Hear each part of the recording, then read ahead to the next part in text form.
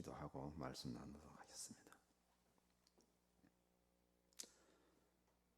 은총의 아버지 하나님, 거룩한 성일날 하나님의 전을 찾아서 이 시간도 예배하는 가운데에 생명의 말씀을 이 시간도 듣고자 원합니다. 우리의 심령이 가난해지기를 원하고 사모하기를 원하고 주님의 세미한 음성을 들을 수 있는 열린 마음이 될 수 있도록 은혜를 나리어 주시옵소서. 부족한 종이 감히 하나님 말씀을 들고 단상에서 싸우나 주께서 이 입술에 말씀을 주시고 그 말씀 한 절 한 절 속에 성령의 영감된 말씀이 더하게 하여 주시옵소서. 오직 종의 입술은 도구로만 사용되는 수 있는 시간 되어지도록 은혜를 나리어 주시고 이 시간 말씀을 듣는 가운데 성령께서 듣는 우리 모든 성도들의 심령 속에 잘 박힌 못과 같이 박혀지는 말씀이 되게 하여 주시옵소서. 시종을 주님 앞에 거떠하며 우리를 죄에서 구원해 주신 예수님의 이름으로 기도 올리옵나이다. 아멘.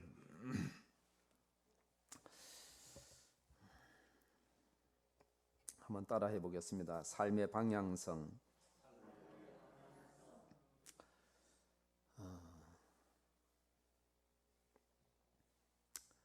하나님이 우리 인간을 만드시고 우리 인간을 만드셔서 우리가 생명으로 살 수 있도록 만들어 놓으셨는데 때때로 늘 건강하게만 살면 참 좋은데 건강하지 못해서 때때로는 질병도 찾아오고 또 다치기도 하고 또 뭐 요즘은 암 환자들도 많이 발생하는데 암도고 그래서 내 마음 같은 대로 다 살지 못하는 그런 인생을 사는 사람들도 참 많이 있습니다. 그런데 하나님이 우리에게 늘 건강을 주셨지만은 때때로 우리가 내 자신이 잘못해서라든지 또 이번에 뭐 바이러스 때문에 온 세계가 다 고통을 당하는데 하나님이 건강을 잘 유지할 수 있도록 하나님이 우리에게 신호 체계를 잘 전달할 수 있는 신호 체계를 주셨어요. 그래서 조금 어디가 아프면은 내 몸에 이상 증상이 와가지고 신호를 주는 거예요. 그래서 병원에 가서 진단도 하고 그래서 원인도 발견해서 내가 지금 암이 걸렸구나, 내가 감기가 걸렸구나, 내가 무슨 장에 무슨 이상이 생겼구나 하면 자꾸만 내 몸에 신호를 줘서 그 신호를 통해서 발견하게 만들어서 우리 몸을 치유하고 회복해 주신 그 하나님이 우리 이 몸을 만드실 때 그렇게 만들어 놓으셨습니다. 얼마나 감사한지 몰라요. 만약에 우리가 그런 신호 체계를 통해서 고통이 오지 아니하고 어떤 아픔이 없으면은 내가 아무리 중한 질병에 걸려 있다 할지라도 고난이 없고 고통이 없고 아픔이 없으면 치료받을 길이 없고 진단을 할 수 없기 때문에 우리는 죽어갈 것입니다. 그래서 어쩌면은 하나님 우리 몸을 창조하신 가운데 그 신호 체계를 잘 만들어 주신 덕분에 우리는 몸에 고장이 나면은 빨리 가서 병원에 가서 진단도 받고 약도 먹고 주사도 맞고 또 심하면은 수술도 받아서 그리고 우리가 생명을 유지하도록 하나님은 그렇게 만드신 줄 믿습니다. 시간이 많이는 가지 않았는데 저희 교회를 이렇게 공사할 때에 여기 교회에 오셔서 같이 공사하고 일하셨던 목사 한 분이 그 백승범 집사님이라는 분이 있는데 이분이 용인에 사시는 분이에요. 한 2주 전에 암 진단을 받고 지금 항암 치료를 받으면서 투병 생활을 하고 있습니다. 우리 교회에 오셔가지고 일하실 때만큼은 건강한 몸으로 일했는데 불과 1년도 채 지나지 않아가지고 암이 발견돼가지고 지금 치료 중에 있습니다. 항암 치료도 받고 있고 진단을 받았는데 대장암이라고 하는 진단을 받았습니다. 굉장히 건강하신 분이에요. 아마 장로님들이나 우리 권사님들 보신 분들은 아시겠지만은 가장 키 크고 덩치 좋으신 아주 굉장히 튼튼하게 생기셨어요. 그런데 그렇게 겉으로 보기에는 참 건강하게 보였는데 1년 전만 해도 어느 날 갑자기 진단을 받아보니까 그렇게 중한 질병에 걸려서 암 투병 생활하는 그런 환경이 되었습니다. 누구나 할 것 없이 병이 찾아오면은 하루속히 진단받는 것이 참 중요하다고 생각이 되어지는 겁니다. 여러분, 우리 몸이 어떤 질병이 찾아오거나 어떤 아픔이 왔을 때도 빨리 진단해서 원인을 발견하고 우리가 치유해야 되는 것처럼, 여러분, 우리의 영적인 삶도 어떠한 문제들이 우리에게 찾아오면은 하루속히 빨리 진단하는 것이 빨리 회복할 수 있고 빨리 문제를 치유할 수 있는 그런 길인 줄로 믿으시길 바랍니다. 여러분, 우리가 모든 문제는 진단이 우선하는 거예요. 우리 질병도 내 몸도 어디가 아픈가를 빨리 치료하려면은 가장 먼저 해야 되는 것이 진단부터 받는 거예요. 우리 이번에도 코로나19 때문에도 모든 사람들이 의심 증상이 있는 사람들마다 병원에 가면은 진료소에서 진단 키트를 통해서 진단하는, 이 사람이 지금 코로나19에 감염이 됐나 되지 않았나 진단부터 먼저 하는 거예요. 진단 받고 나서 그때부터 치유를 하든지, 이 사람은 양성이고 이 사람은 음성이고 분별한 다음에 진단한 다음에 치료를 하든지 그냥 기가하든지 그렇게 하는 거 아니겠습니까? 그래서 우리의 영적인 삶도 우리의 삶도 모든 문제에 있어서 진단부터 먼저 하는 것이 순서인 줄 믿습니다. 오늘 본문에 돌아가서 본문 말씀을 조금 설명하면은 본문에 한 가정에 대한 이야기가 나옵니다. 우리가 1장을 다 읽지는 않았지만은 1장 서두에 이렇게 말했습니다. 사사시대 때에 이 베들레헴에 사는 모든 사람들이 다 경험하고 체험했지만은 그 땅에 큰 흉년이 찾아왔다고 설명하고 있습니다. 사사시대라는 것은 바로 이스라엘 백성들이 출애굽을 해서 광야에서 40년 동안 살다가 이후에 가나안 땅에 하나님이 말씀하시기를 젖과 꿀이 흐르는 땅이라고 하는데 그 땅에 들어간 이후에 사사들, 하나님의 지도자들이 그 땅을 치리하고 있을 때에 흉년이 들었다 그랬습니다. 아마도 학자들은 이 시대가 사사시대의 초기 때가 아니었겠는가 하는 그런 학설적인 이제 학문을 내놓고 있지요. 그래서 우리가 중요한 것은 어느 시대가 중요하기보다는 한 가정이 베들레헴에 살았는데 흉년을 맞았다는 거예요. 여러분, 우리 한국에도 1997년도인가요? 외환위기가 왔을 때 모든 사람들이 다 고통당해가지고서 일부는 사람들 가운데 외국으로 이주해서 삶의 방향을 틀어서 그쪽으로 나간 사람들이 참 많아요. 나중에 뉴스 들어보니까 한 10년 이후에 이제 그쪽에도 시원치 않아가지고 돌아온 사람들이 참 많다고 그래요.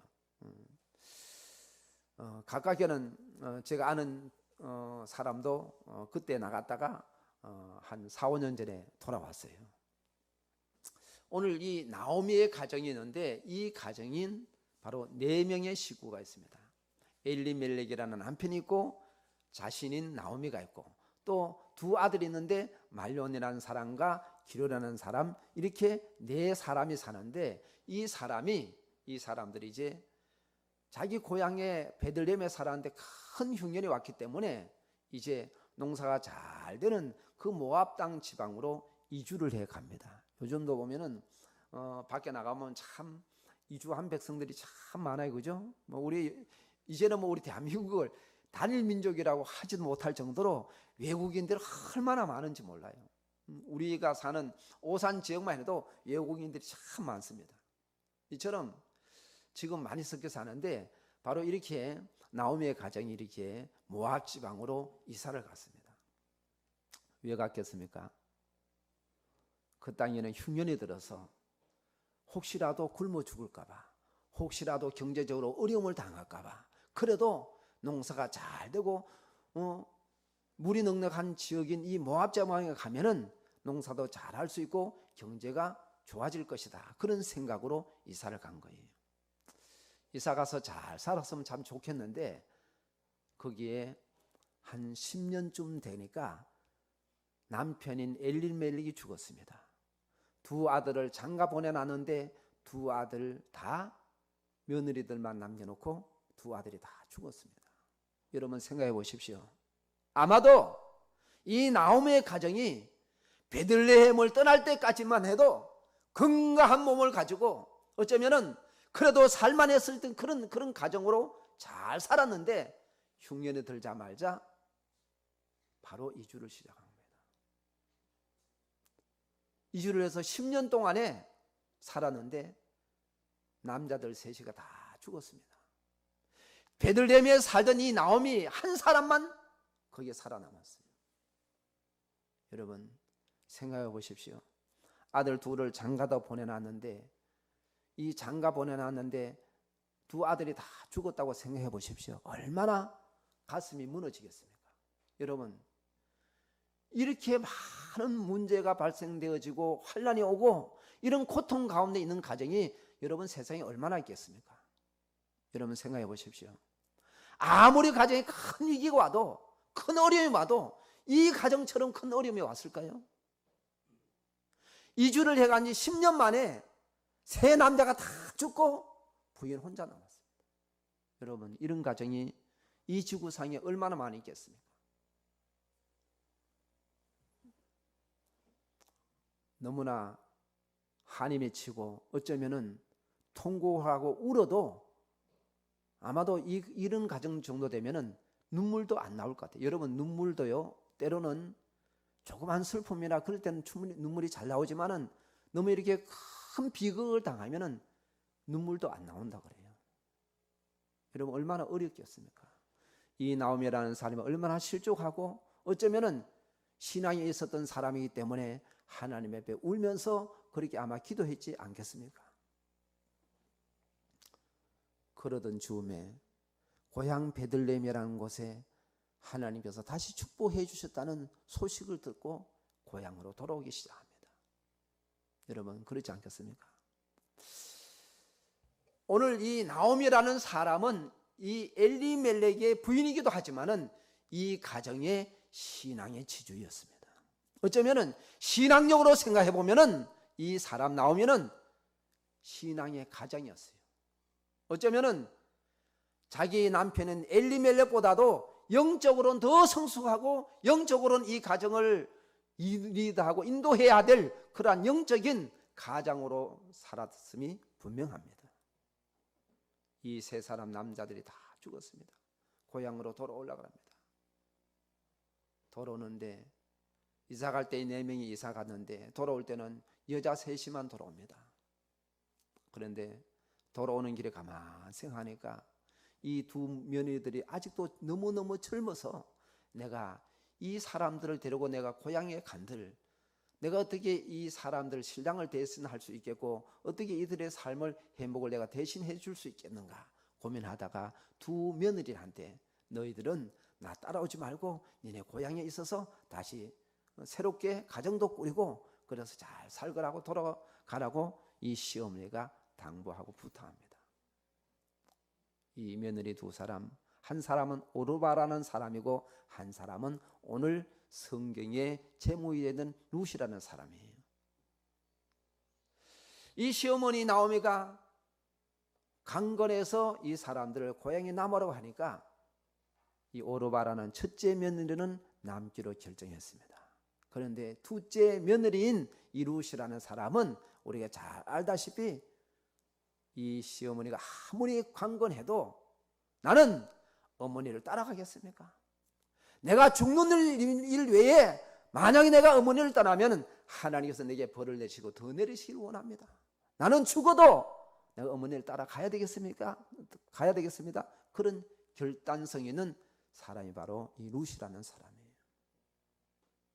시어머니가 아무리 강건하고 고향에 남아있으라 해도 내가 죽기를 각오하고 따라가겠다고 나서니까 할 수 없이 시어머니 나오미가 이 룻을 데리고 고향으로 돌아옵니다.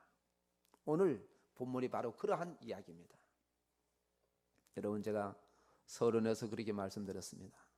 우리가 영적인 삶을 살고 우리의 삶을 살아가는 데 있어서 가장 어려움을 당하고 이런 환난을 당하고 고난을 당할 때 가장 중요한 것은 제가 뭐라고 말씀드렸죠? 원인을 찾는 거예요. 문제를 찾는 거예요. 왜 우리의 가정이 이렇게 큰 고난이 찾아왔을까 하는 원인을 분석하고 찾는 것이 가장 우선순위라는 말씀을 드렸습니다. 여러분, 우리가 몸이 병나면은 치료하고 회복시키기 위해서 가장 먼저 해야 되는 것이 진단하고 원인을 분석하고 찾는 것이 먼저이듯이 우리의 삶의 가정에도, 우리의 삶도 바로 어떠한 환난이나 고난이, 어려움이, 큰 어려움을 닥치면은 원인을 찾는 거예요. 저는 성경에도 보니까 엘리야 시대 때에 큰 흉년이 왔습니다. 3년 6개월 동안에 비가 내려오지 않아 가지고서 농사를 지을 수 없어요. 여러분 생각해 보십시오. 농경 사회 속에는 비가 오지 아니하면은 농사 못 짓는 거예요. 그것도 한두 달 오지 않는 것이 아니고 3년 6개월 동안이나 비가 오지 않았기 때문에 얼마나 경제적으로 어렵겠습니까? 요즘은 다 농경 사회가 아니지만은 이 엘리야가 살아가던 그 시대만 해도 1차 산업 사회입니다. 그러니까 농사 짓고 쌀을 생산하고 먹을 양식을 생산해야만이 사람들이 살 수 있고 경제가 돌아가는데 3년 6개월씩이나 여러분 비가 오지 않았기 때문에 얼마나 경제가 어렵겠습니까? 그래서 엘리야가 진단합니다. 이 민족의 원인이 무엇일까? 우리 민족의 원인이 무엇일까? 왜 이렇게 어려움을 당하고 3년 6개월 동안이나 이렇게 비가 오지 않아서 모든 백성들이 피폐하면서 이렇게 어렵게 고통당하면서 배고프면서 이렇게 살아야 할까? 원인을 분석해 보니까 바로 그동안에 이스라엘 백성들이 그 40년 동안 광야에서 훈련받았지만은 아직도 신앙이 깊이 자리하지 못해서 가나안 땅에 들어왔지만은 하나님도 섬기고 우상도 섬기고 한쪽에는 세상에 한쪽에는 교회 안에 이렇게 양쪽을 넘나들면서 그렇게 섬겼다 그 말이에요. 그래서 하나님이 이 백성들을 잘 깨닫게 하고 다시 영적으로 회복하기 위해서 그렇게 어려움을 주셨다는 거예요. 그래서 엘리야가 모든 백성들을 갈멜산에 불러 모았습니다.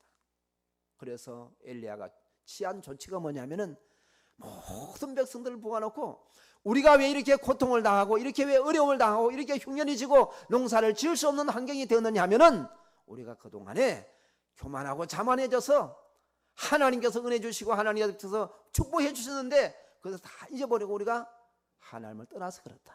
그래서 성경에 보니까 여러분 한번 본문을 요절 한번 띄워주실까요? 열왕기상 18장 30절에 이렇게 기록되어 있습니다. 여러분 우리가 다 같이 한번 읽어볼까요? 시작. 엘리야가 모든 백성을 향하여 이르되 내게로 가까이 오라. 백성이 다 그에게 가까이 가매 그가 무너진 여호와의 단을 수축하되. 그동안 하나님을 등한시했습니다. 그동안 기도하지 않았어요. 그동안 예배를 게을리했습니다. 그동안 하나님과 가까이 하지 못했어요. 영적인 생활을 하지 못해서 우리가 이렇게 원인이 우리가 왜 이렇게 어려움을 당했나, 왜 이렇게 고난당하고 이렇게 환난이 오고 이렇게 흉년이 지느냐 하면은 우리가 그동안에 하나님을 버렸기 때문이야. 그래서 우리 모두 다가 하나님 다 같이 다시 모여서 무너진 여호와의 단을 수치했다. 하나님 앞에 예배하고 하나님 앞에 제단 쌓던 그 모든 것들이 3년 6개월 동안에 비가 오지 않은 이후로 깨달은 것이 뭐냐면은 우리가 하나님을 버려서 우리가 하나님 앞에 예배하지 못했습니다. 우리가 하나님을 기도하지 못했어요. 하나님과 가까이 하지 못했습니다. 그래서 엘리야가 취한 조치가 뭐냐? 여호와의 무너진 여호와의 단을 수축했다. 다시 예배당을 수리하고 다시 예배할 수 있도록 엘리야가 조치했다 그 말이에요. 그리고 하나님 앞에 회개하는 마음으로 제단을 쌓고 번제물을 올려놓고 물을 갖다 붓고 하나님 이외에는 응답해서 이 제물을 태울 수 있는 방법이 없도록 만들어 놓고 하나님 앞에 기도했습니다. 회개하면서. 그랬더니 하나님께서 엘리야의 음성을 들으시고 위에서 불을 내려셔서 이 제물을 태우신 줄로 믿으시기를 바랍니다. 하나님께서 예배를 받으셨다 그 말이에요. 원인을 잘 찾아서 문제를 잘 분석해서 하나님 앞에 응답을 받았다. 원인 분석이 끝났다 그 말이에요. 진단 받아보니까 하나님을 버린 연고 때문에 이렇게 많은 고통이 오고 어려움이 왔다는 사실을 깨달았습니다. 사랑하는 성도 여러분, 모든 문제의 해답은 하나님 앞에 있는 줄 믿으시기를 예수님을 축복합니다.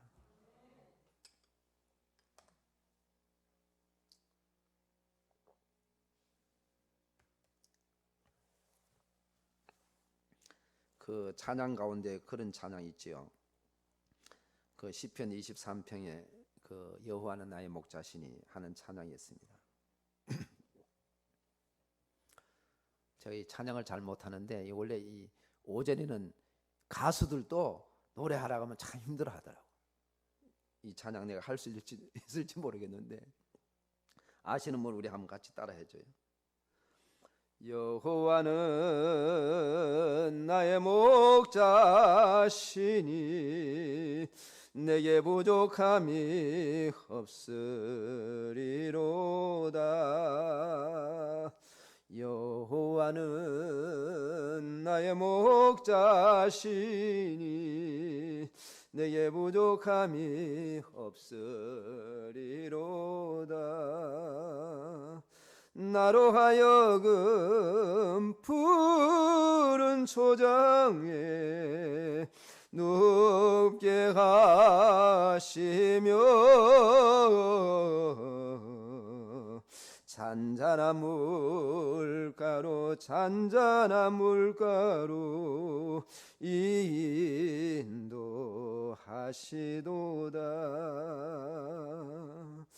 진실로 선함과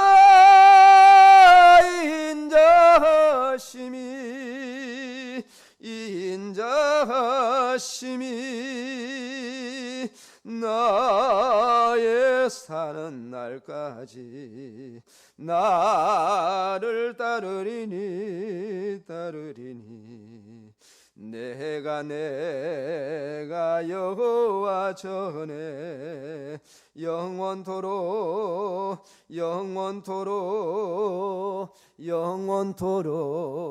하리로다. 할렐루야. 여호와 하나님이 우리의 목자가 되시는데 여러분 누구를 두려워하겠습니까? 우리의 하나님 여호와 하나님께서 내가 세상 끝날까지 너희와 항상 함께 한다고 주님이 승천하시면서 말씀하셨습니다. 오늘 이 자리에 우리 주님이 함께 하신 줄 믿습니다.